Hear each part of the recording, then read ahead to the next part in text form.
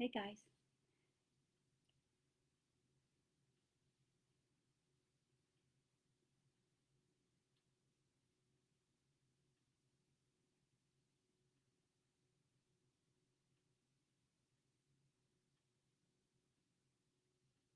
Hey guys, just a second.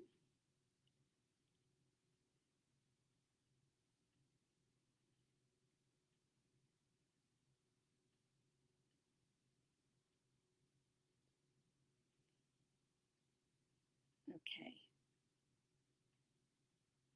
there we go. Put this up.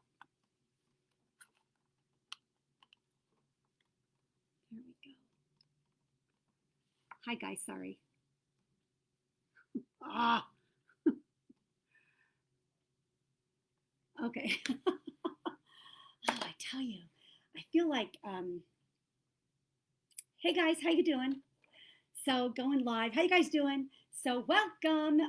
It's Thursday and it's becoming my favorite day of the week because we've been hanging out on Thursdays lately and I love that. So welcome. Let me just make sure everything is working. Okay. So today we're going to talk about mediumship, and this can be kind of like part two because there's always so much to talk about with mediumship, and I always find like the best way to talk about mediumship is by paying attention to your questions because everybody might have a little bit of a different question, and it's such a big topic. And so I always like to kind of make myself available to kind of help answer questions for those of you who have loved ones on the other side, or for those of you who are developing mediumship and you're kind of on that journey. I just want to be able to create space here and be able to answer questions. I know that when I was in the beginning of my development, I had a million questions. I was nothing but questions because I wanted answers for everything I was experiencing. I wanted answers to so many things that kept coming up. So there was always new questions. And so that's why I thought today we would do a part two on mediumship because I answered a bunch of questions last week, but there's a set of new ones that I received. And then also, you guys might have some different questions this week, or somebody who wasn't on last week who's now joining this week. You guys can, give me some questions, post in the comments, and I will respond.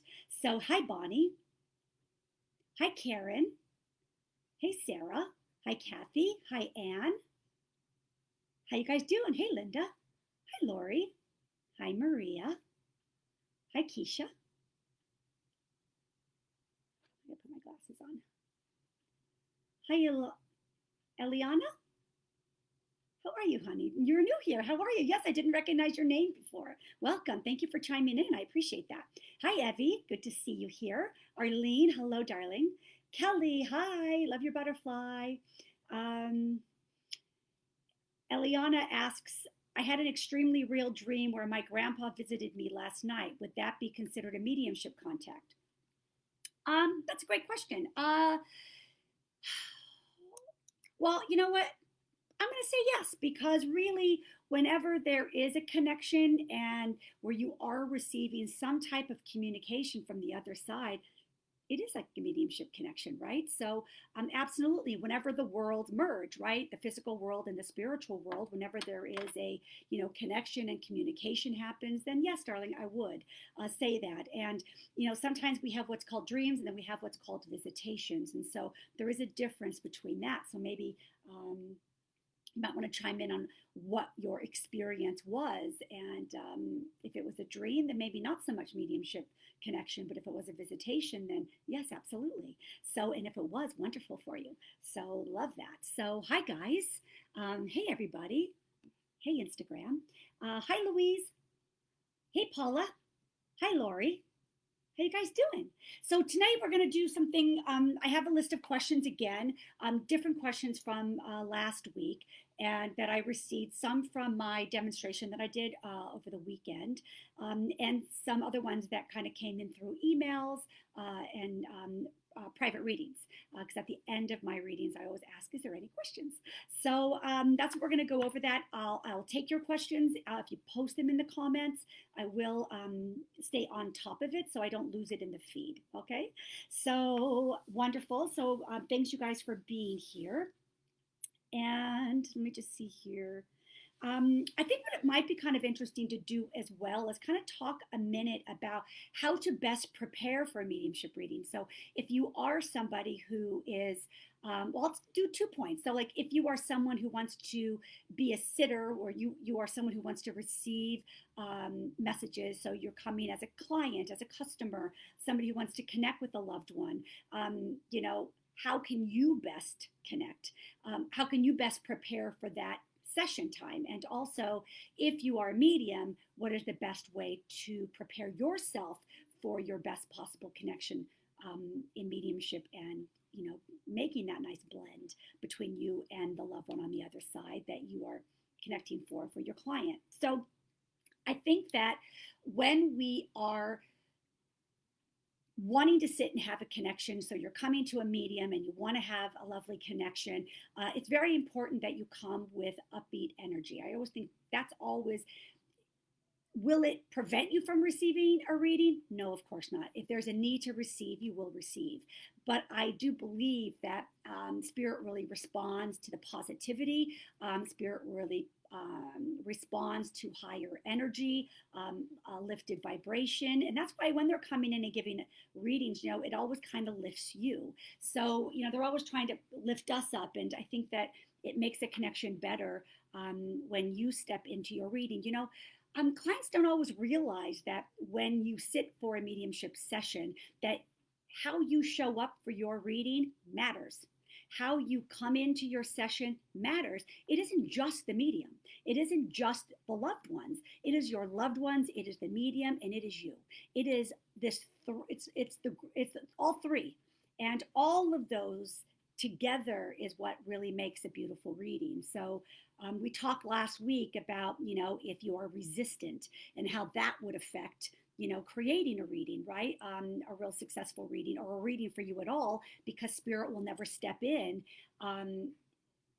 if you're not wanting or ready for a reading. They won't do that. So if you're resistant, then, you know, Spirit will respect that. Your loved ones will respect that, and they'll understand where you are in that process of receiving. So sometimes we just kind of want to know more first before we, you know, we just tip our toe in before we really want to go in for a session. So Spirit will always support that. But how you can really connect, how you can bring your best energy forward is, I always say, listen to, you know, music that makes you sing before a session. You know, connect with your loved one the night before. I always have my clients do homework, and it's, you know, preparing yourself for their session to actually set that intention between you and your own loved ones. So prior to your reading, I always call it the homework. And it's just you really sitting the night before for your session and just setting that intent and putting your love and your thoughts out to your loved ones on the other side, and saying, hey, like for instance, hey, I'm seeing Monica tomorrow at 2:00. Please, please, please come. I really want to hear from you. I really want you to come. I really need you to be there. Please come. So just invite them, right? So just have a welcoming invitation, and that's really it. Just 5 minutes or a few minutes to do that, but that helps set a nice intent for the session that you'll have the next day.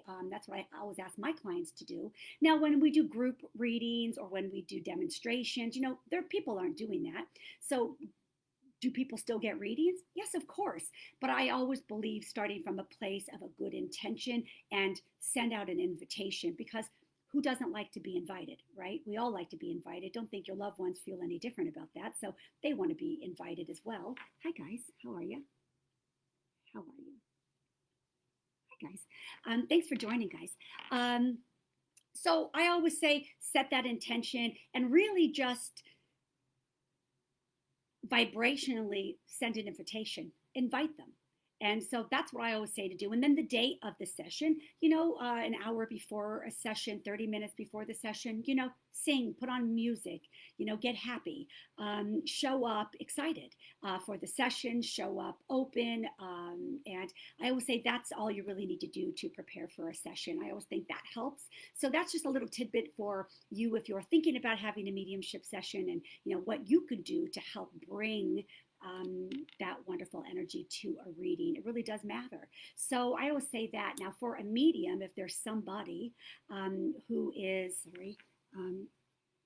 somebody who is a medium, and how to best connect, it's really no different than what I just explained to do with the clients that are coming for a reading. And it's about you setting your own intention. It's about getting clear on what you're trying to transpire from that reading you're about to give for a client that is sitting with you. So if you're a working medium and you are going to have a client, let's say at 2 o'clock, you should already start moving your awareness a little bit 20 minutes before your reading, and set that intention for yourself with the spirit world on what you would like to have transpire in your session for your client that's sitting with you. So again, it's setting that intention and having clarity on what that is. And beginning to move your awareness already towards the spirit world about 20 minutes before a reading is what I recommend. So let me just see if there's any questions so far. Hi, Melissa. How you guys doing? Ilania said, I had an extremely real dream where my grandpa, okay, wait. Okay, I read that one, sorry. Okay, here she goes. I walked up to him and touched him and talked to him. It was very interesting. Okay, so let me just ask you quickly, darling, with that dream that you had, do you still remember every bit of it today as you did when you first woke up? Or is there pieces that have faded? It's still very vivid and very real, and just you feel like it just kind of happened and you remember every aspect of it, then it was probably more of a visitation. So yes, it would have been more of a mediumship connection, right?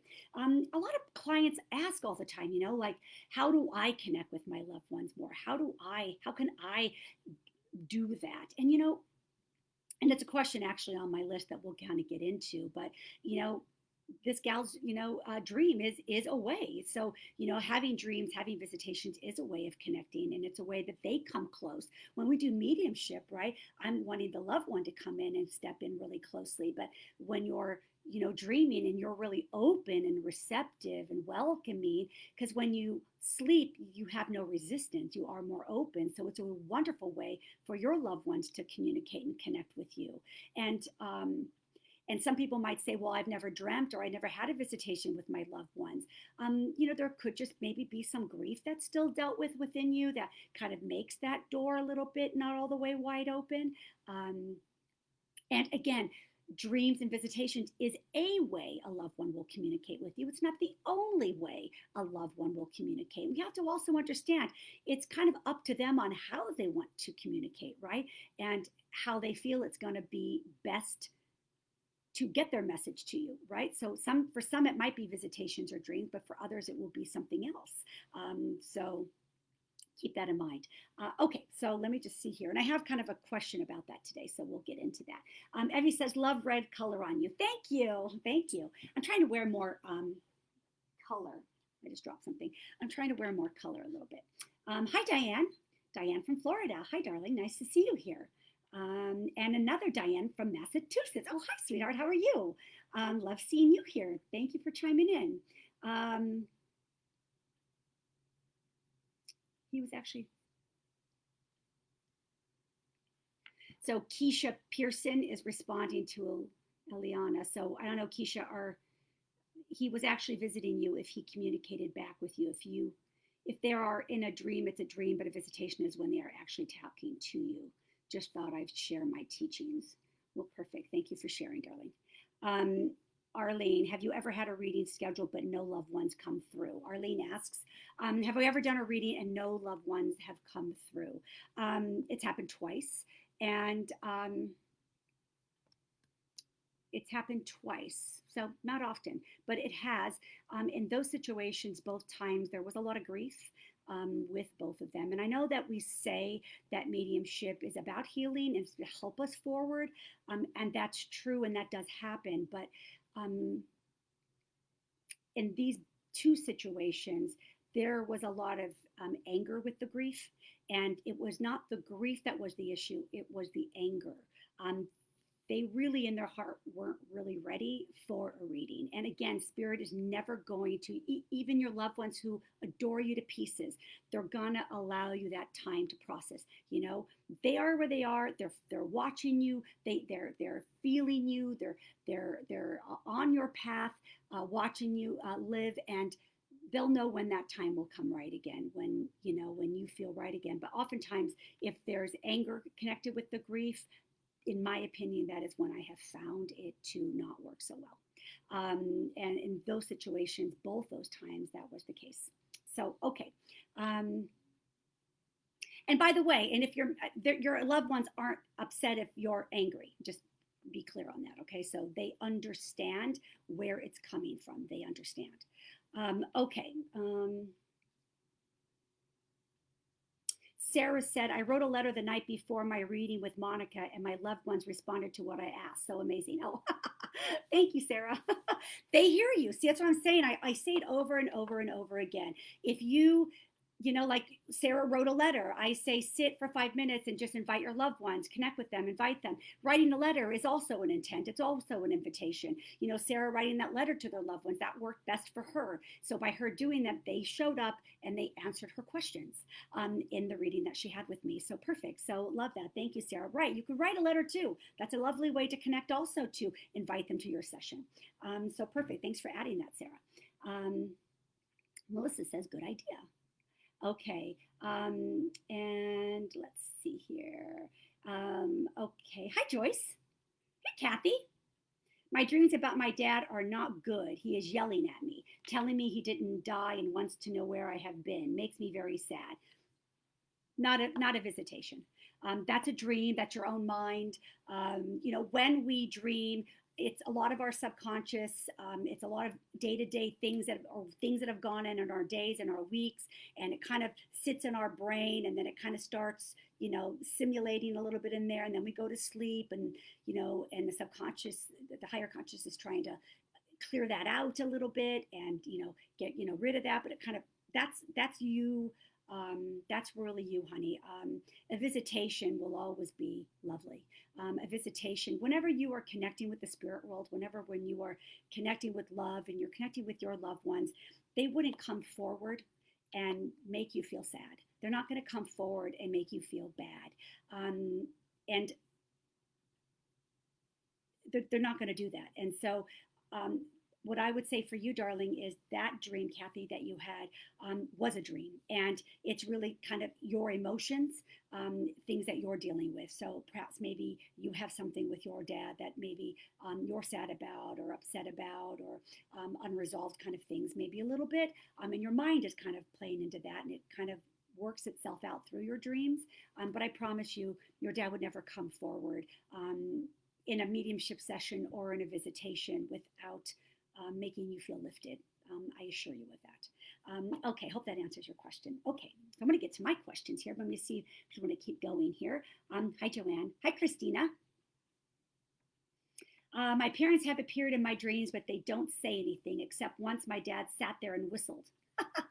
Like he always did, and my mom looked like she was in her 30s, a beautiful fashion model. Is that a visitation? Very possibly, yes. Very, very possibly. They don't have to speak to you in a visitation. They can just appear and give you something that reminds you of them. And usually it'll be in their prime time. When my father transitioned, he came to me, I think 1 or 2 days after he passed. And he just showed up, just waist up, wearing his suit that I remember him in, and that he always traveled in. And he was about in his late 30s. He was like in his early 40s. And yeah, and I actually have photos of him in like a suit like that when he would travel all the time. And so that's how he came. And it was clever of him, really. Like, here I am, I traveled, I made it to the other side. I'm in my travel outfit, right? Because he always wore a suit when he traveled. So I thought that was kind of smart of him to do that. And he didn't say anything to me. So they don't have to speak to you at all, but usually the message is in the image that they give you. So your mother looking like a supermodel, she's healthy and vital again. You know, my father showing up in the travel suit. I arrived, I'm good, and I wanted to let you know. Just like they sent a postcard, we arrived. So does that make sense? Okay, how you guys doing? Okay. Hi, Vicky.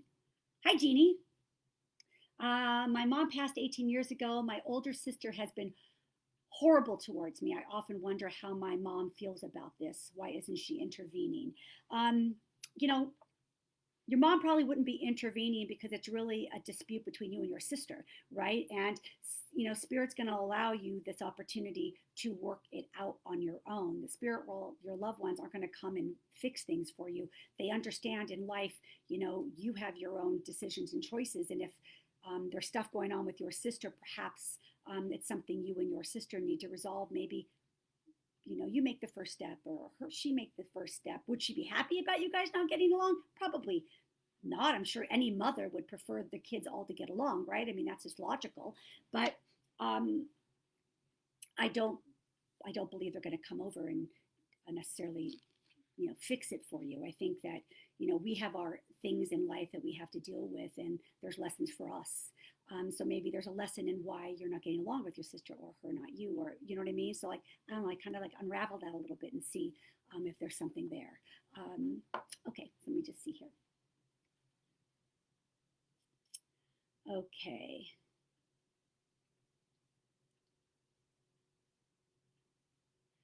All right. Hi, Leslie. Evie says, do our loved ones send us some messages in our dreams as premonitions? Um, it's possible. Yeah, I'm not going to say no to that. Um, I mean, I've never had any premonitions come to me from loved ones in a dream, but that doesn't mean it isn't possible, and that doesn't mean anything. No, I'm not going to say no to that. It's very possible. I haven't had that experience, but just because I haven't had that experience doesn't mean you couldn't have that experience, right? And I think it's we're all going to have different experiences, right? And our loved ones are all going to kind of want to work and connect with us a little bit differently. So it's possible. Yep, I would say yes. Okay. Hi, Lori. Oh, look at all these dream questions. Oh my gosh, you guys, were you guys on my live when I talked about dreams and visitations? I love this. Okay, Lori, I had a dream. I went to visit my grandma. She answered the door and invited me to play poker. I love your grandma. I said I have no change. She came back and handed me a bowl of dimes. Ever since then, I find dimes in the strangest places, including the next morning. Yeah, so I mean, what are you saying about that? I think sure. So absolutely. That could be a way that she's letting you know. See, here's what I'm saying. It's like your loved ones are always communicating with you. And, you know, one of the things I always say is, you know, how do they communicate? Well, how can you kind of understand the communication, and how can you learn to communicate more? You know, you got to set the intent of wanting to have communication, and many of you may have done that. But then it's like you got to pay attention. You got to pay attention to what you're receiving, you know, and not throw it away, or you know, or saying, oh, that's just a coincidence, or that. Pay attention, set the intent, and then pay attention. So that's really important. And so your grandma very well could have been letting you know, like, hey, I'm dropping dimes, girl. You're not seeing them. You're missing them. So then she comes in with the dream, gives you a bowl of dimes, and now you see dimes and you think of your grandmother, probably, right? So it was a way she was just nudging you a little bit more because she's probably feeling you, thinking about her. So lovely. How wonderful. What a beautiful dream. So love that. So, okay. So let's see here. Hi, Erin. Let me see here.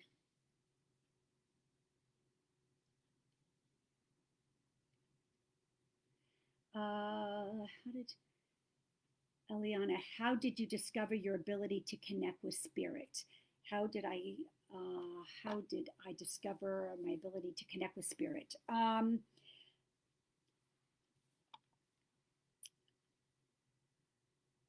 When you begin working on your own spiritual growth, you begin to create what is needed within you for that communication to begin. So I'll actually share. There's a quote I have a couple quotes for tonight, and here's one that actually would make sense for you, and I'll share it already. You do not have to seek your spiritual gifts and faculties. They will seek you and find you when you meet their conditions. Create the right conditions and they will unfold naturally. And I cannot agree with that quote more. 1,000%, that is exactly what happened with me.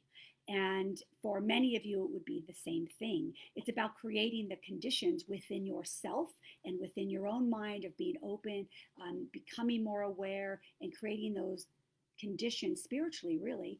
And then it will show up.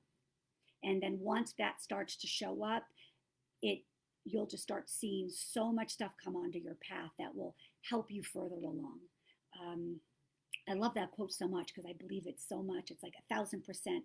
To me, I believe that 1,000% because that had been my experience. So I hope that quote helped you. Let's see. Hey, Jennifer. How are you, sweetheart? Do all souls go to the spirit world? Is the spirit world considered heaven? Yeah, spirit world, to me, spirit world is heaven. And do I believe all souls go? Yes, because I believe that at the core of all of our souls, we are love. And although perhaps in life, maybe there are people in life that maybe had a lot of wrongdoing or did things that weren't right.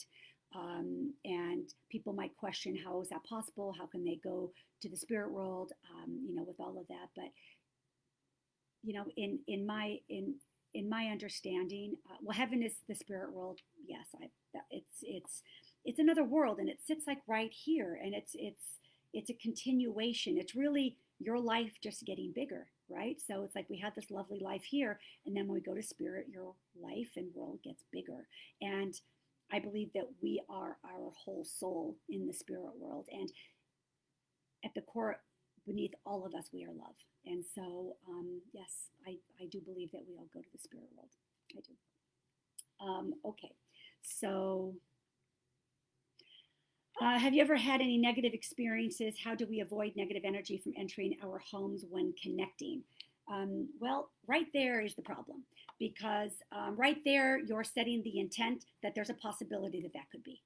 And in my experience and how I step into my work is I am connecting with love, because I am connecting with somebody's mother, someone's father, someone's daughter, someone's son, someone's husband, someone's wife, lovely grandparents, even friends, co-workers, people. But my experience has been every single reading that I have fostered a reconnection for, and I've connected with a loved one and brought them in, it has always had the highest good of the person that has been sitting on Zoom with me or sitting in my office with me. And there will be people that will even come from the past that people go, whoa, I haven't thought about that person in like 30 years. But what they brought to the reading was something that absolutely helped the client forward. They're like, whoa.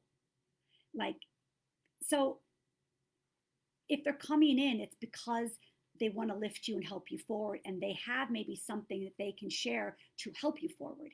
And that could be a loved one, a family member, it could be somebody that you worked with, friends. I have seen all of that in my readings, but never has someone not come forward and not offered something to help you forward in a positive way.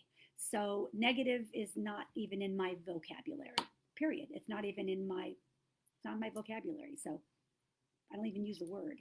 So I would say change that, is what I would say. Does that make sense? Does that make sense? And again, you have to do what you feel comfortable with, do with what you feel comfortable. And again, guys, I am just expressing and sharing my perspective, my point of view. Take what resonates with you and leave at the door what doesn't. I'm not trying to, change your minds on anything. I'm just here to share. I'm just here to share experiences I have. I do a lot of readings, a lot of readings, and from each reading I learn. And from each reading, I understand the spirit world more. And each time I give a reading, I'm understanding what mediumship's about and why it transpires and why certain people come into a reading, and it is always to help them forward. And I see it over and over and over and over and over and over again. So that's just been my experience. So hi guys. How? Oops, waving to you guys. How you guys doing? Okay. Hi Deborah. How you guys all doing? Intent is everything. Absolutely. Okay, so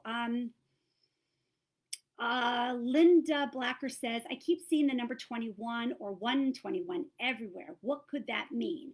Perfect. So what does that mean? So I'm going to ask you the question. What does it mean to you? Because I'm a big believer that 111 is going to mean different to me than 111 could mean to you. And again, we all have our own experiences, and the spirit world is going to use things towards our experiences. And so my question to be for you would be, when I receive 21 or 121, what's going on in my world? Be aware. Just like I say, set the intent and then be aware. Pay attention. So what are you feeling at that time? That's how you begin to get simple. That's how you start recognizing your loved ones step in. That's how you start recognizing the spirit world working with you or your guides working with you, is because, they're giving you these symbols, but you have to pay attention. Like, oop, this happened again. There's that number again. Oop, I'm feeling this. There's that number again. I'm having this conversation. Here's that number again. I'm with this same person. There's that number again. There will be a connection between that number and what you're feeling or what you're watching on TV or what conversation you're having or the emotion that you're experiencing. There will be a link. And that's why 121 is going to mean different to you than if I always saw 121, because it'll be different. And so I always say, pay attention to what is occurring in your life every time you receive it. And then you will begin to create a little bit of a symbol book for yourself with your loved ones or with your guides, right? Same with the guides, right? So, okay, perfect. So, make sense? Alana says, okay, thank you. That helps a lot. Taking the word out of my vocabulary. Yeah. If you're a working medium or you're working towards being a working medium, I highly recommend you get real comfortable with the spirit world and a strong understanding of the intent of mediumship. And I believe that when you really have that knowing within you of that work of love and their intent of wanting to lift the person that's sitting with you, you will know and understand that there is no negativity. And but that comes with trust also, and that's something that builds over time. The more you get, accustomed with it and comfortable with your work, with the understanding of this. That's why I think in the beginning I asked a million questions all the time. That's why I like to have these Q&As, because I always had so many questions. I didn't always have people that would answer them for me quickly. And so that's why I'm kind of passionate about doing these lives, because, I was just this question, because I wanted to know. I was always curious, and it helped me build that trust and understanding. So that's why I like to do these. Okay. Diane says, for the last few years, I have been seeing snapshots of people before I go to sleep. Ooh, good. I know I am awake, but my eyes are closed. Don't know who the images are. What could this be? Ooh, love. Clairvoyance, love. So, yeah, see, I'm getting tingles right now as I'm talking about that, darling. So, have you been experiencing abilities or anything? Because I'm getting like tingles here with you as I'm talking about that. So know there's something there for you, darling. Anyway, clairvoyance starts for me. And again, I'm super clairvoyant because I was a photographer. Again, I talked about this before. I was a photographer for 24 years. Spirit knows that. They're going to use the best way to bring communication my way and how I'm going to understand it. Again, for me, in my experience with the spirit world, to deliver the messages. They have to bring it to me in a way that I will understand them accurately. So imagery is a way to do that. So, but clairvoyance is imagery, right? And so how do you receive clairvoyance? How does it look? It started opening up for me. Clairvoyance started opening up for me when I would close my eyes and go to sleep. I wasn't asleep yet. And as soon as I closed my eyes, all these impressions of faces would just show up in my third eye. Would have impressions. Sometimes they were really vivid and strong. Sometimes they were more like etching, like a fossil, like an imprint. I still get those imprints, but that's how it started with me. My clairvoyance was opening, and it would often happen the moment I laid in bed and became relaxed. Why? Because I'm more receptive. Why? Because it's easier for spirit to work with you. Why? Because it is, because you're not being resistant. You're not playing, you're not fighting with anything that's coming you. You're just kind of allowing it because you're more relaxed. And that's a wonderful way that they can work with you. So clairvoyance will work with impressions. So you just get imprints on your mind of faces. And that's how clairvoyance started with me as well. So wonderful. So lovely. So I hope you enjoyed that because I love clairvoyance. So yes, okay. Melissa says, I always see 444. What does 444 mean to you? Think about what is always happening every time you see 444. Because you're seeing 444 regularly, you've got to pay attention to what is happening in your life when you're seeing 444. What did just happen? What are you just doing? What did you just have happen? Who were you just talking to? What were you just watching on TV? What song were you just playing? Who were you just thinking about? What were you just doing? Pay attention and then start connecting. Keep a journal. Keep a journal. That's a good way for you to keep a journal to track it. You will see a connection, I promise you.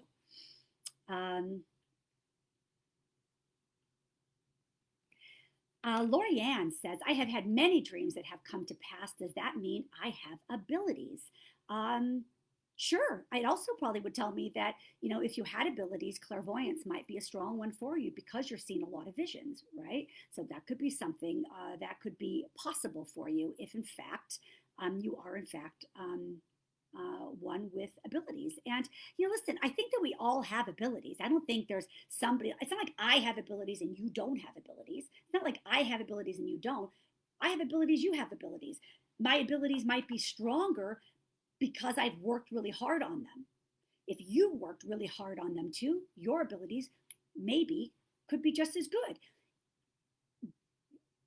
Or maybe just good enough for you to be satisfied, right? So, just because you have abilities doesn't mean you'll want to be a medium, right? So you may not want to take it to that degree. But I think that we all have abilities to some degree. And I think that it has to do with how much you're willing to put in to develop those, to nurture those. A seed ain't going to grow if you're not watering it, if you're not putting fertilizer in the soil, if you're not giving it sunlight. You have to take care of those seeds, those qualities, those abilities. If you nurture them, they will sprout and they will grow and they will bloom. But if you don't, then they'll stay a little dormant, or you'll just get little hits every now and again. But if you really want to work on it, then you need to start paying attention to how you're nurturing those abilities, faculties, qualities that are within you. Yeah, makes sense. Does that make sense? Just keeping it easy. Hi, guys. Hi. Okay, so hopefully that makes sense for you guys. I have all these questions still, but you guys are asking me so many wonderful questions. So I love all the interest in the dreams.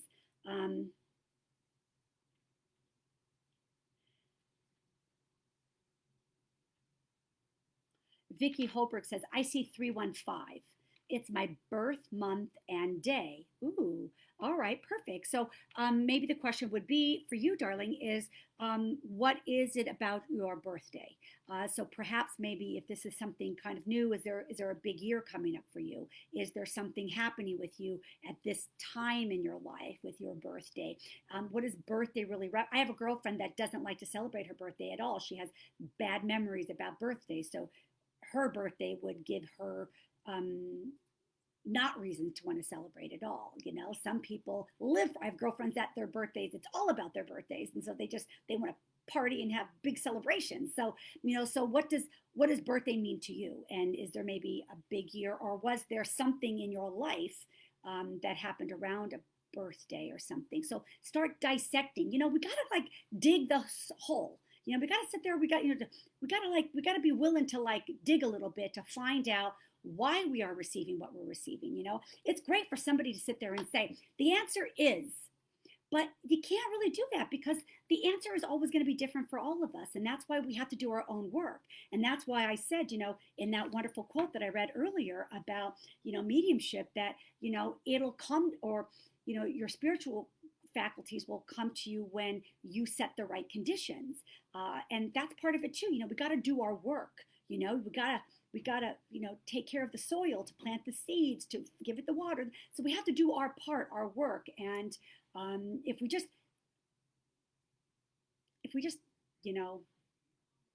just want the answers, I think it does us a great disservice. I think there's way more value to all of us when we are willing to kind of dig for it a little bit. Does that make sense? It's so much funner. Okay. Anyway, let me see here. Okay, perfect. Let me just kind of go on here. Okay, so I want to ask a couple of things here. Oh, and just by the way, guys, real quick, is I'm going to be coming live on Tuesday. Also, I'm going to be doing a Facebook Live this coming Tuesday, and my girlfriend Gia is going to be with me, and she is going to make a list of interesting topics and conversations and questions. I have no idea about any of it. She is going to be kind of in charge, and it's going to be fun. So she's going to ask me a bunch of questions that are going to be off the cuff. Some of them could be very personal. I told her there's no question off limits, so she can have free range. I'm going to be an open book. She'll also take your questions also, so we can ask anything. It's going to be fun. Whenever Gia and I get together, it's always a good time. We love hanging out. And for any of you guys who know Gia, she used to do a lot of my letters from Spirit with me before she moved to Texas.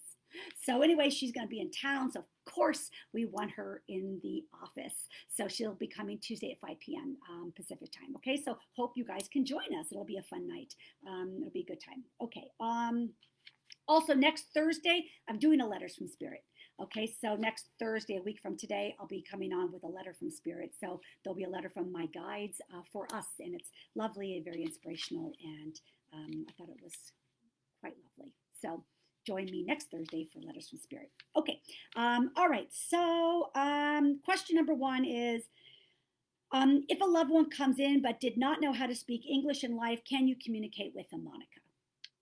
Yes, because they don't use English. I mean, do I get words in English like names or, certain, yeah, of course, like they will use it because I understand that, but they don't need to. So,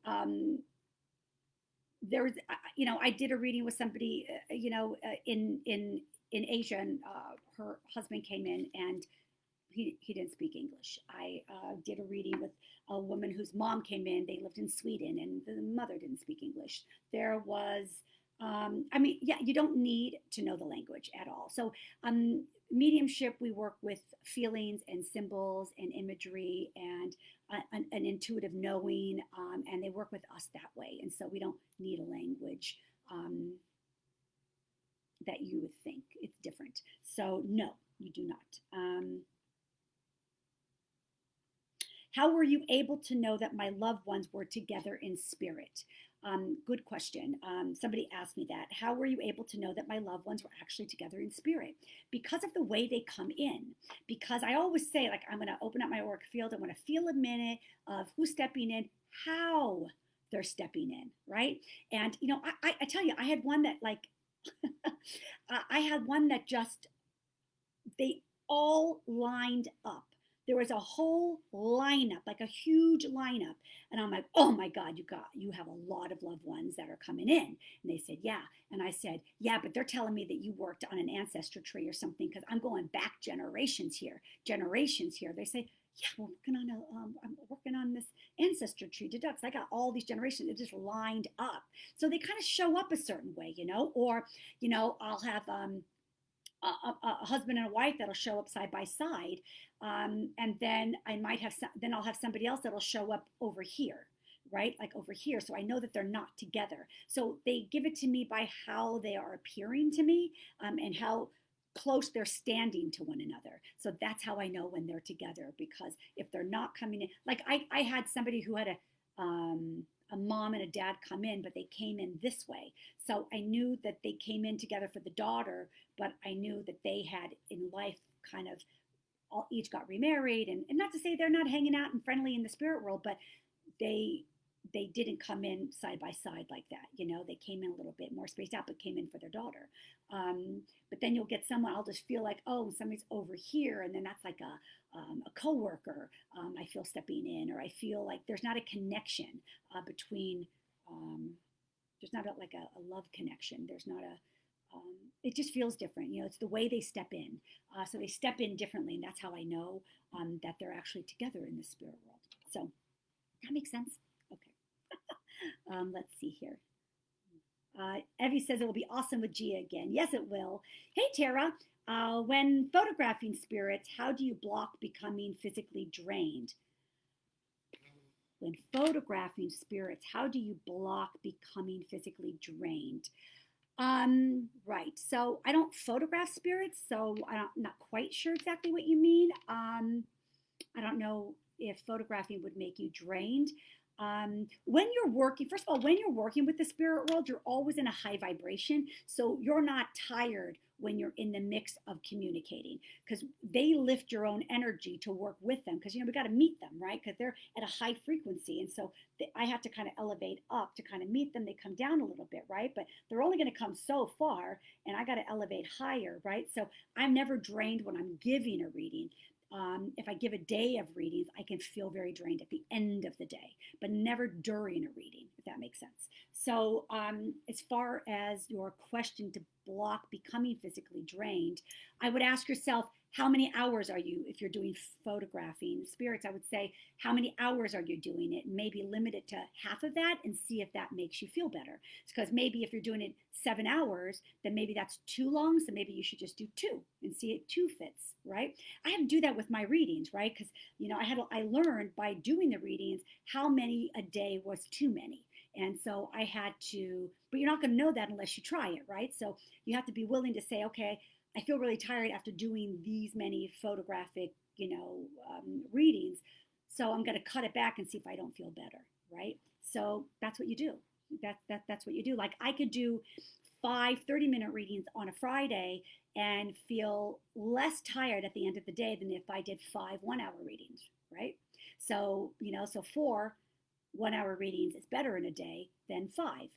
But 5 30-minute readings in a day is like 2.5 full readings, right? So does that make sense? So you got to play around with it and see what feels better. What amount is too much of an amount, and that only you will know because of your own energy. Make sense? Okay. So hi you guys. All right. So Melissa asked, do spirits in the spirit world just hang out with ones that they have known before they passed, or do spirits meet others that they didn't know before? I'm thinking. I'm thinking of readings. I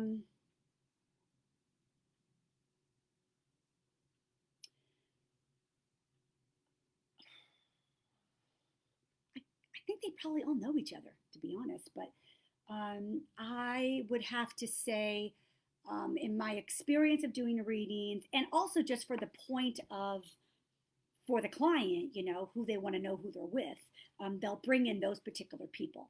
So, I had a dad that came in and started talking about how he was with his war buddy, who they were friends like for 60 years, and they always played poker together. And yes, and that's all true to them. They're together playing poker. And so, but the daughter really was interested about that. She wanted to know who her dad was with, and she loved to hear that he was with that forever friend, right? That they were in war together. That's how they met, and they stayed friends throughout life, and they used to play poker together. So for her to hear that they're up there playing poker and they're together and reunited in the spirit world made her so happy. So if there are people that they don't know that they meet, it's possible, but in my readings, they typically tend to let me know who they're with, and it's connected to people that they probably knew or knew of, that their loved one knew them or knew about them.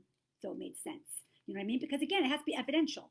You know, if I said, hey, your dad's with a guy named Jack, and, you know, he used to fix cars, and the daughter's like, well, I don't know that guy. Well, it's not going to be really meaningful for the daughter. So, but if the dad says, I'm with a friend, a forever friend that we met in the war, and we always play poker together, and he loved you like a daughter, she goes, oh my God, yes. That means something to the daughter. So, of course, dad would bring in him, right? Does that make sense? So, I mean, it would, if you didn't know them, then it wouldn't really be maybe so interesting for you to know, or healing for you to know if there were other people. So they may, but they just don't talk to me about it because it doesn't lift the heart of their loved one. Make sense? That makes sense. You guys understanding? Okay. Hi, Christine. Are you able to ask your guides these types of questions and get more detailed responses if you yourself are unsure or have questions? Are you talking about, do I work with my guides when I'm doing mediumship readings? I work more with the guides when I do life readings. When I'm working about you and your life, the guides will work with me in regards to you and your life. When I am doing mediumship readings, typically it's your loved ones. If we're doing a connecting reading, like a hybrid reading where it's a little bit of both, then yes. But when I do mediumship readings and I'm connecting with loved ones, my clients want to connect with the loved ones. And so I want to utilize that time to really be with their loved ones. Now, if a guide comes in for a reason, I trust there's a reason. And so, yes. But, you know, typically it would be more in life readings than it would be in a spirit reading. Does that make sense? Okay, let's see. Hi, Tia. Isn't it true that in a reading you get what you need and not always what we expect to hear? Yeah, I mean, 100%. Yeah. And oftentimes the messages can hit you out of left field. It's like you didn't see that coming. And that happens a lot. And that usually happens a lot with really readings that come with a lot of healing from people they didn't expect would come in. But again, that's the opportunity for the spirit world to help heal the heart, you see. So of course they're going to come in if there's a need there. But, you know, when we sit for a reading, we don't always think that person's going to come in because there's been a lot of pain, because there's been a lot of hurt. But oftentimes that's when they really can come, because that's an opportunity for them to kind of remove what's in your heart and kind of help lift you. So yeah, you get what you need. And sometimes it could be extremely profound and hit you out of left field. Like, didn't see that coming. Like, never in a million years did they think that. And it was like so profound for them. And you just see their aura color change. You just see it change, and you just see them lifted. So, you know, there's a lot of healing in mediumship through the words and through the messages, and through the particular words that they use. There's a lot of healing in all of that, and through particular people coming forward in your readings. Hi, do our pets hang out with our loved ones on the other side, or just wait for us, or come back to us? Thank you. Do our pets hang out with our loved ones? Yeah, so I just did a reading the other day, and I saw a little Yorkie Terrier, and the little Yorkie Terrier was sitting on the mom's lap. The mom came in, and then she came in with this little terrier on her lap. And that little terrier was the family dog, and the mom loved that dog. And so the mom came in with that little terrier on her lap in the spirit world and let her daughter know that she was with the doggy. So yeah, so they can do both, but dogs come into readings. Absolutely. I've had dogs, I've had horses, I've had wolves, I've had kitty cats, birds. Yeah, I had a bird in England he was like, yeah. So, yeah, so you get animals too. Again, whatever the need is, you see, because sometimes we think, oh, the need is to hear from my mom, or the need is to hear from my dad or my husband. But sometimes we have a pet in the spirit world that we need to hear from, because that pet was like our kiddo. It was like our kid. It was our little baby. And it's like the fact that pet is on the other side, we need to hear from them. So the spirit world is going to bring in who you need. And sometimes we need a pet. And that's actually a question. I'll get right to it, because that is actually a question. That's a question somebody asked me. My dog came in so clear with you. Will he come in again, and will it always come in that clear? And I can't say if it'll come in clear in another reading, but I knew that but in that reading, if there was a need to hear from that animal, they know that, the spirit world knows that, and they're going to bring forward what you need. So in that particular reading, there was healing needed to hear from that pet. And so maybe in time that healing has happened, and so the need isn't as strong. So maybe the clarity of the reading might not be as profound. I've had animals come in that don't communicate any different than a human. I mean, full on communication. Like, it blew my mind. I was like, wow, this is a dog? This is a horse? What? And it's a soul, right? And it's whatever the need is. And so understand you get what you need, and sometimes that's from an animal. And so I don't know if the next reading will give a different kind of clarity in a reading, but I know you get what you need. And when you have another reading, your need might be different, but that doesn't mean the little animal won't still come in, but maybe it won't be as profound or main stage because the healing's happened. Yeah. Okay. Makes sense. Okay. All right, you guys having fun? Let me know. Throw me some hearts. Let me know if you're having some fun. Let me know if you are liking this.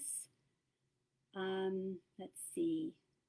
Okay, perfect. You're welcome. Hi, Ann. How do they give messages of smells to us? Do they eat food on the other side?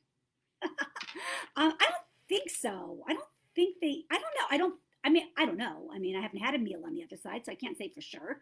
Oh, I will tell you. Here's what I will.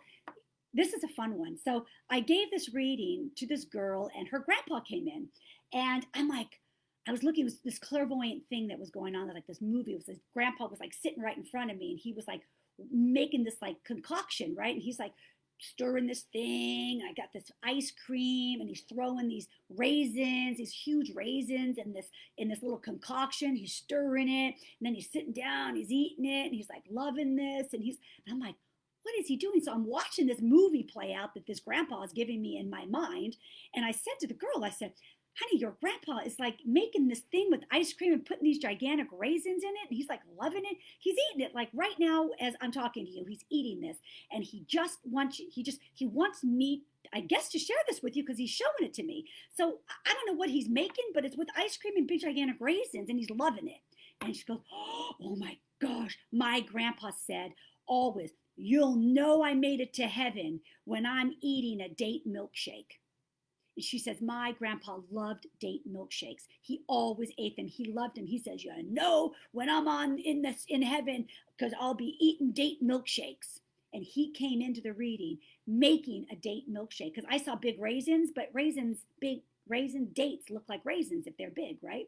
That's what I was seeing. I didn't know what a date was, but I saw these gigantic raisins that she says, those are dates. That's what my grandpa was made. So isn't that cool? So, I mean, he was eating it in front of me. Like, I don't know if they're actually eating in the spirit world, but he came in with that date milkshake. He was prepping it, making it, and eating it, like, and loving it. So, you know, I do get a lot of loved ones that come in that stand behind clients that are making like their favorite recipe. Like, you must have just made like this lasagna. He's loving lasagna. Did you just made it like 2 nights ago? Oh, perfect, because he was with you, because he's like showing me this lasagna you're making, but he's loving this lasagna. It was his favorite dish, you know. So I don't know. I don't know if they eat in the spirit world. I haven't heard yes or no, but I just know they talk about food a lot. I know that. Okay, let's see. Okay. Does it matter how long a loved one is on the other side to receive a message? No. It makes no difference at all. There is no timeline at all. I had a young boy, a young adult that came in and was telling his mom it's okay to order a cake for the funeral. And as we were saying that, I was like, whoa, this young man hasn't even had a funeral yet. And so and then the mom says, oh my gosh, I've been contemplating, you know, is it okay to have a cake, or, you know, is that not right to celebrate with a cake, or should I or shouldn't I? And the son came right in and says, it's totally fine to order the cake, you know, and then he said, get the cake. And she's like, oh my gosh. So, yeah, so they talk about food.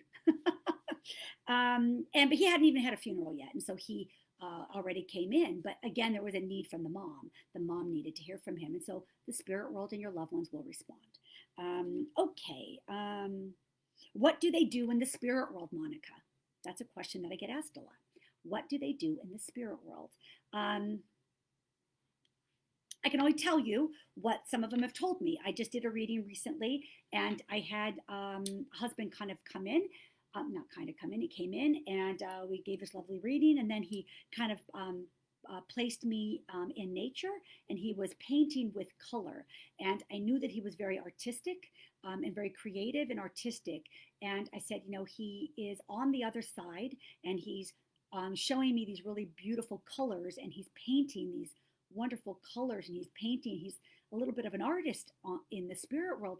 Would that make sense for you with your husband? Would he enjoy doing that? She goes, he was an artist. He drew, and he always wanted to paint, but he never really got into it here. But he always talked about wanting to do that. And there he was coming in, letting his wife know that he's now painting with these wonderful, vibrant colors.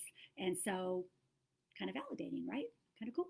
So he said that. I've had people, I've had moms and aunts and grandmothers all together, like this little tribe of women, kind of all come in, they're all hanging out, and they're all playing bridge, and they're all playing cards. And in life, that's what they did. So that's what they were showing me. So yeah, so they're living a life. So yeah, I don't think they're floating on a cloud.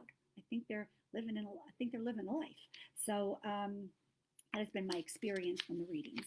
So, okay, let's see what else. There's another question. Okay, here's a question I got asked. Hey, Chris, how are you? Does a guide feel different to you, Monica, than if our loved one comes in close to you, or if your loved one comes in close to you? Does it feel different? Does a guide feel different to you than a loved one, whether it be my loved one or a client's loved one? Does it feel different? And it does. It definitely feels different. The guides come in a different place. They come from it. They come in. Your loved ones kind of step in right behind me here, and my guides don't step in that way. First of all, and your loved ones give me a lot of impressions and a lot of feelings and emotions, but the energy of your loved ones feel very different than my guides. My guides come in very strong and very energetic, very, and not energetic like hyper energetic, but they come in with more intensity, more power. More power, more intensity. They come from a different side, and they have a calling card with me, right? That's why I say, pay attention. And I know how they work with my nervous system, because they work with my nervous system. So the guides feel different, yes, than your loved ones or my loved ones, to be clear. And to be clear, too, I don't often feel my own loved ones. And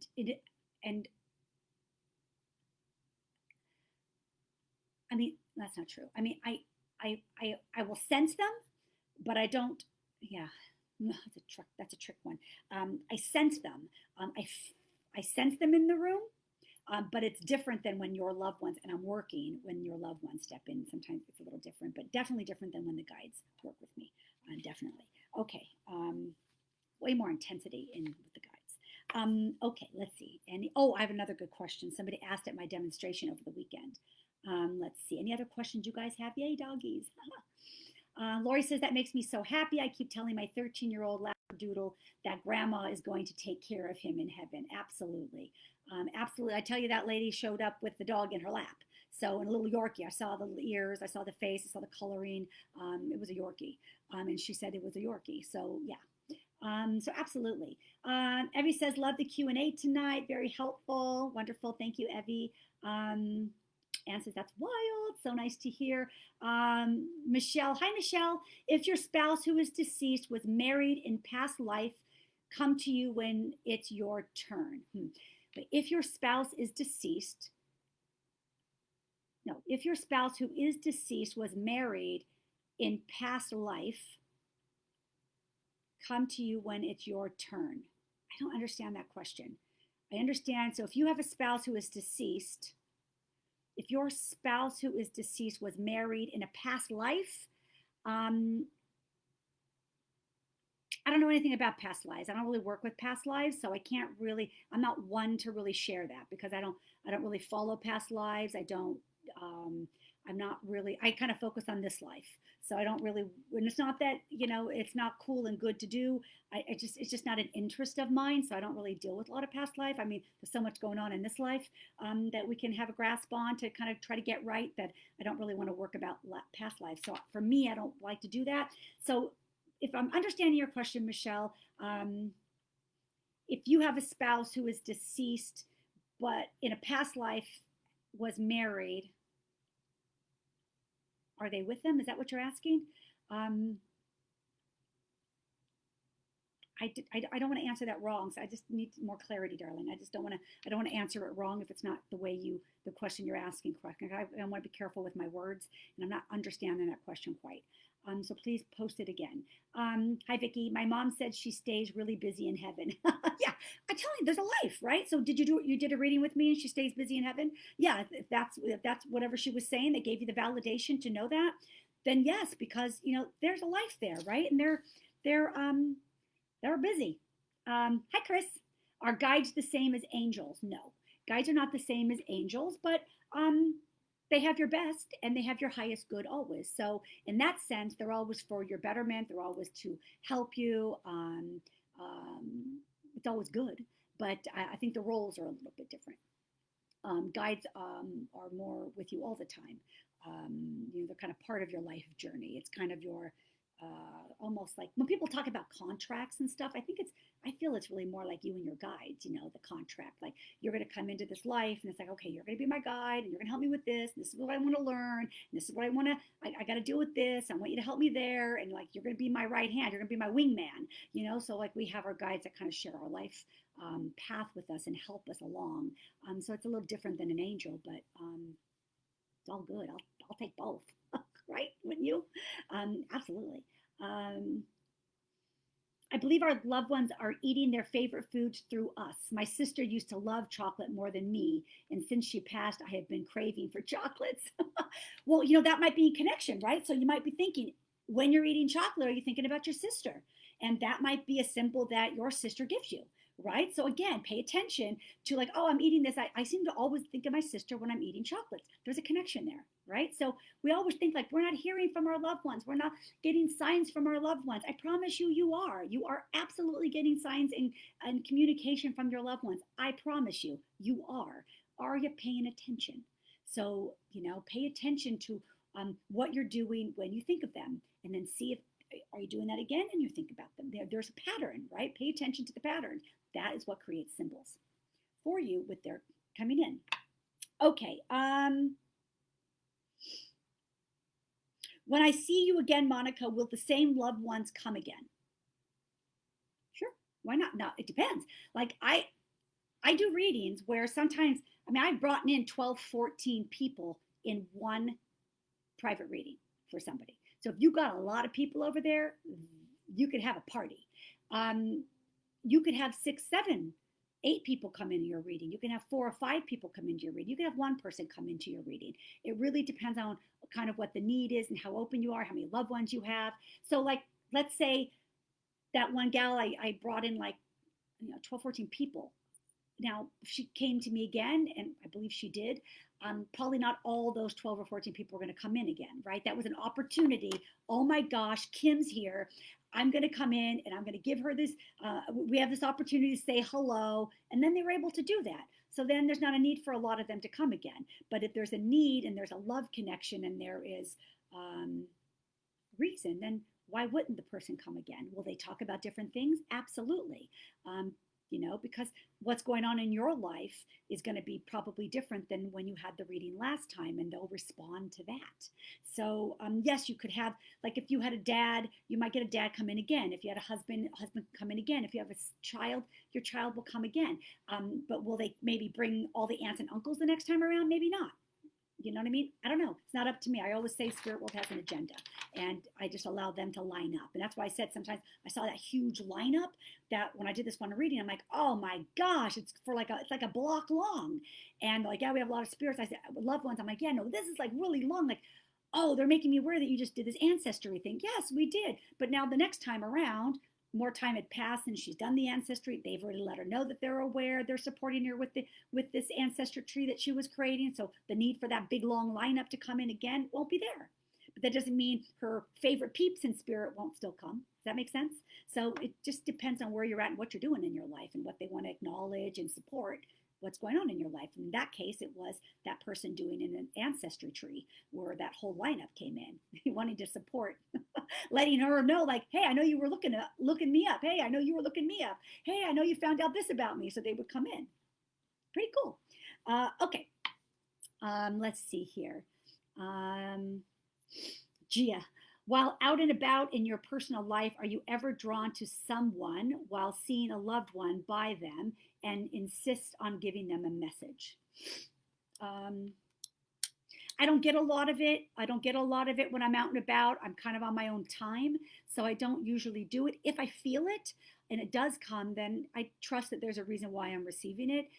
But I will always ask, because not everyone will be comfortable. Not everyone is ready for a reading. So I have to be mindful of that, you see. So I was at the beach and I was sitting with my brother-in-law and my husband, and right in front of me, there was this guy. And he had a parent that came in and wanted to congratulate him on a job he just received. And also it was a mom, and also wanted to thank him for the flowers that he had just given her. And he had just given her flowers on her cemetery, and he had just interviewed on a job and just got it. And so, that was just kind of a moment, but I asked first, and he literally was at the beach right in front of me. His towel was like, I don't know, 10 feet in front of me. So, and so I just kind of trusted it, but I'm careful. I'm careful. So, and I asked him first, and he was really for it, right? And I told you also, and I had another one at the beach where I had a grandma come in, and she's like, hey, she wants you to know she knows you're going to Florida. And she goes, oh my God, I'm moving in like a couple of weeks to Florida. And I said, she wants to talk about her ring that you have at first. Oh my God, she wants to see how beautiful your baby is. And she goes, oh my God, she never got to meet my little guy. And oh, well, she knows him. I'm like, yes, he wants to see how beautiful he is. And so it was a lovely little thing from a grandma that came in again at the beach. But again, I'm, really open and receptive, and yeah, but not that often. It's not a habit. It's not something that happens all the time. I need to save these questions for Tuesday. No, Gia, you got to think of new questions for Tuesday. You're in charge of questions. Totally a connection with my sister when eating so much chocolate. There you go. So there you go, Abby. Okay, perfect. So another question I got was, can you tell my dad I love him? I get this a lot. Can you tell my mom I love her? Can you tell my son? Can you tell? I'm like, you just did. You just did. You having that intention of love, you having that feeling of wanting to express that love, saying that I love you is a direct connection to your loved one. They hear you, they feel you, they know your intent. So you don't need me to tell them that. You don't need a medium to tell them that. You told them that because they're directly connected and linked to you. So know that you don't need a medium to pass that on. Yeah, does that make sense? So they hear you, they feel you, and by the way, and they're at the reading with us, and they say, do I bring them in? I don't bring in your loved ones. You bring them in. I don't bring them in. I'm just aware of them. If I was bringing them in, then they would be around me all the time. They're not. They're with you. They're your loved ones. They're your favorite peeps. They're your people. They're your loved ones. They're for you. I'm not bringing them in. I'm just aware of who's showing up for you. Do you see the difference? You put a lot of power on the medium, but really there's power on you. Do you see the difference? That you have that. Your intent of wanting to connect is what brings them. And it's just me opening my door to be able to open my car door, and take them on a drive and deliver the messages. But you're the one that brings them. It's you. It's your love that does that. It's not the medium. Make sense? Okay. All right. Perfect. All right. Oh no, we're going later. All these wonderful questions. Hi guys. I love your hair like that. Thank you. I bought one of these little. I'm like obsessed. Like literally, I'm a crazy girl when it comes to hair tools. And so I bought this new one that kind of kinks your hair a little bit, kind of gets it like little beach wavy. So it's kind of fun. It's a little wild, right? But I don't know, mixing it up. Okay, so do you see and read auras? Do you see and read auras? And the answer is I feel auras more than I see auras. And I'm very clairvoyant, but yet I don't really see auras. I feel auras. And I don't see color, I feel color. So I feel like I had a lady that came to me for a reading, and um, her aura was really, really bright green, like really, really bright green. And that told me she had gone through illness and she was coming on the other side. And she was now clear. And that is what the green aura told me. So I went into her auric field, and that's what I became aware of. And it was, it was on her health. And I said, so I asked her, if she had not been, has she not been well? Has she been struggling with something pretty major? And she said, yeah, she had um, really horrible cancer. And I said, well, you've come to the other side of it, and your aura is very bright green, and that for me, my symbol is health. So I know that you've come to the other side of it, and you are going to be clear. And I don't know, maybe a week later, she emailed me and said she just got all these PET scans, all this kind of stuff, and she was clear. And that was several years ago. So yeah, so but I felt green, and then I felt the color. So it's a strange thing, but it's like I didn't have to see it; I knew it. Yeah. So I don't always see the aura; I feel the aura. That's the difference. Okay. And by the way, I'm not a medical intuitive, nor do I want to be. And I'm very leery and cautious, and I never would predict anything with health. But I just knew from her reading that she had been going through something, and I asked her to validate that, and it was true. And then I told her she had come to the other side of it, and she emailed me and said she did. So it was perfect. But anyway, always, see a doctor. Don't go to a medium or a psychic for any health advice whatsoever. I don't recommend that personally. Do your children ever ask you for readings? um, um,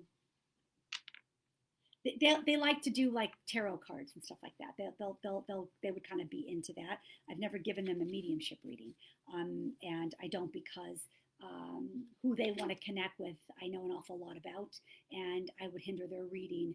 I would hinder their healing if I gave them that reading. You see, so. Because then they would say, well, you knew that, or well, you knew that, or well, you knew that. It would be better to come from someone who didn't even know who they had on the other side. That would be best for them.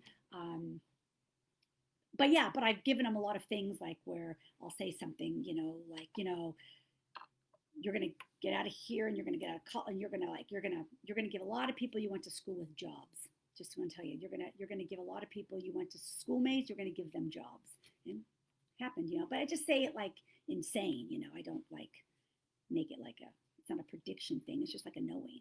So we just kind of have fun with it, but I never treat it as like a reading. It's just things I've become aware of. Okay, as we're talking. Okay. This one might have been asked already once before in a different way. When I cross over, will my loved ones be there, or will they have reincarnated? And the answer to that is my opinion. And again, with reincarnation, I don't know how much evidence there is on that. So again, I'm not big on reincarnation, so I'm not really the greatest person to ask. I'll just be honest. It's not my forte. There's other people that it is more their forte. It's not mine. So I don't want to pretend that I know it all because I don't. But my feeling would be there's no time and space in the spirit world. So why would they not wait for their whole soul family and all that they love here to reunite on the spirit world first? What's the hurry to reincarnate? So I would think that I would believe knowing the spirit, no. They would wait, because why wouldn't they? Because there's no time and space, so what's the hurry? They would wait to reunite. So yeah, that's my take on it. Okay.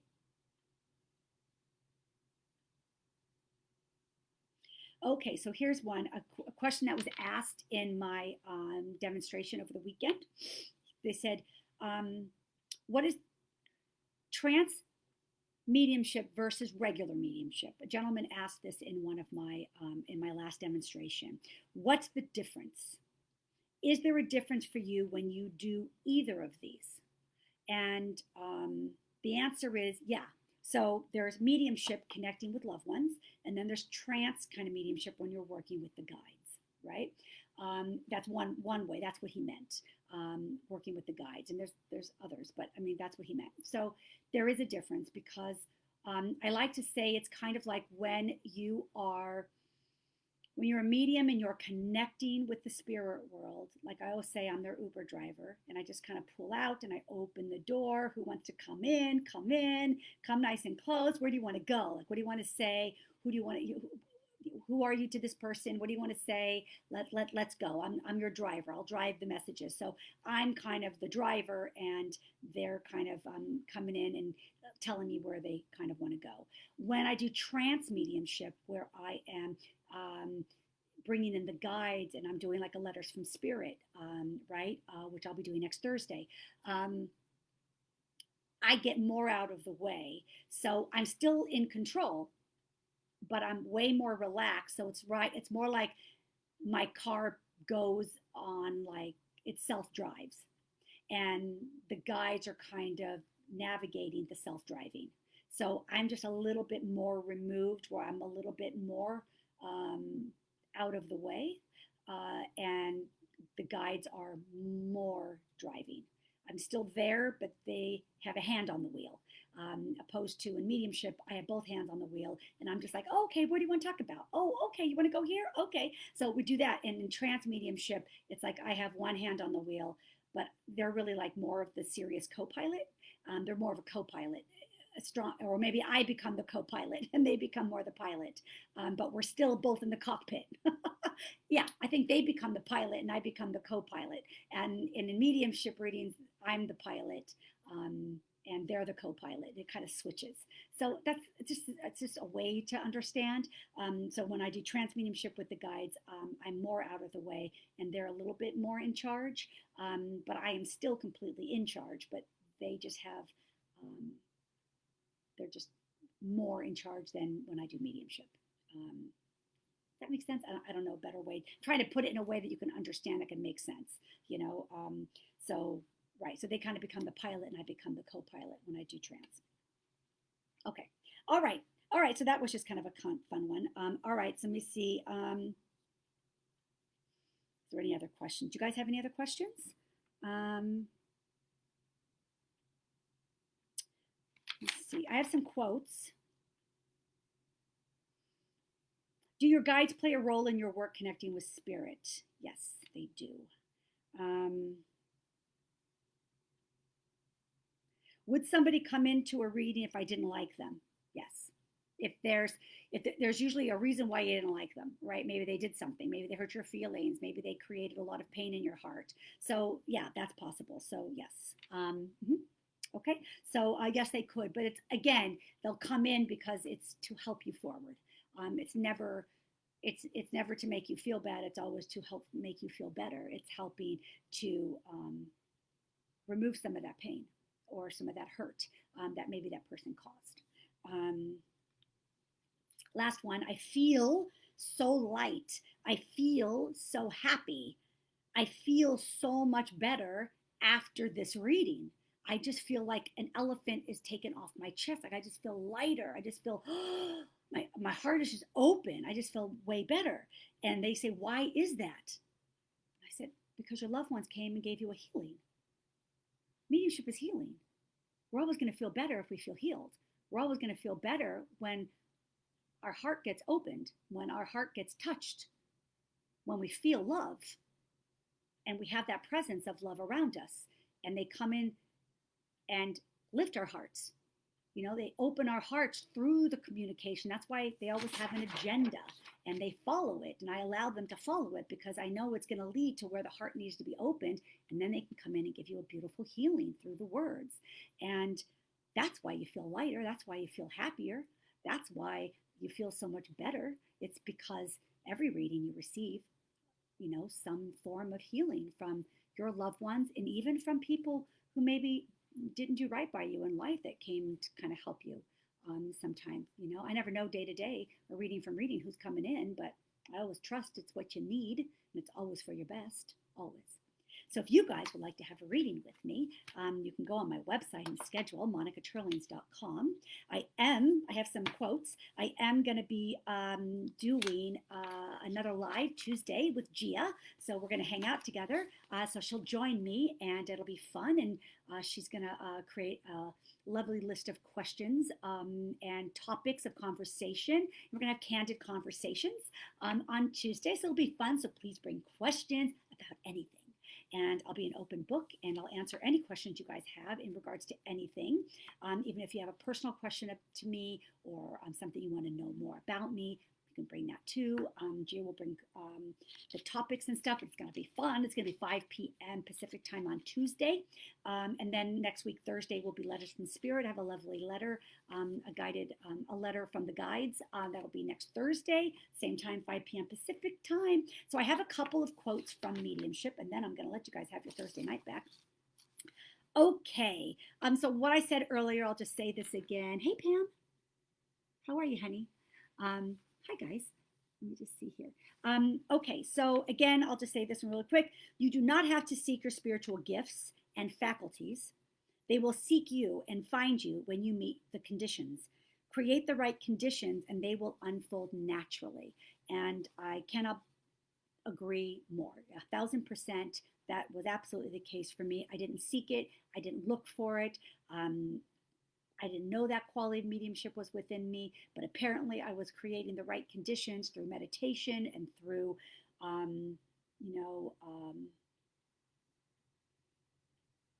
just having such an interest in the spirit world that I've always had, like since the 80s. So I think I always had that within me, always kind of little things gnawing at me. So anyway, when you create the conditions, it finds you. So it'll unfold naturally. So there's no seeking necessary, and I believe that. Okay, mediumship is a bridge between two worlds.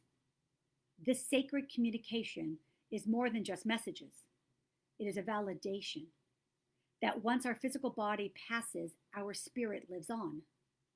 The importance of receiving a message gives us comfort in knowing that the spirit of our friends and our loved ones are all around us and connected to us eternally, loving and guiding us as they continue on. So another quote, as mediums, so this is somebody who's maybe a medium, this might make more sense for you, but for any of you guys to understand the work of a medium, as mediums, we give those in spirit a voice. We reconnect them with their loved ones. They trust us to deliver their messages of love and healing. It is a great honor and a great responsibility. May we serve and represent it well. That gets me emotional because I really try to live by that, because I do understand that the spirit world, as a medium, the spirit world needs us to connect with their loved one, because they see that their loved one might need that reconnection and they want them so much to know that they're around them.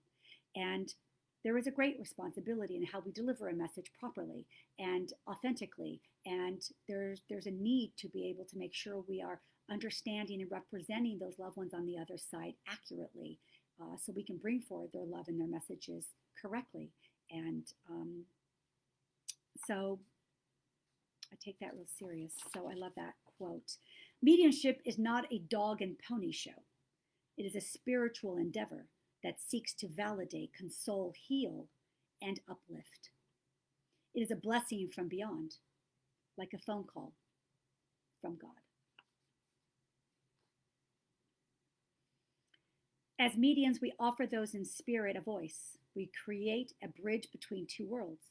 We reunite those who have been separated. Our work has a potential to create the most profound comfort, joy, and healing. It is indeed wonderful work. Treasure this most precious of gifts. Honor it and use it well. 1,000%.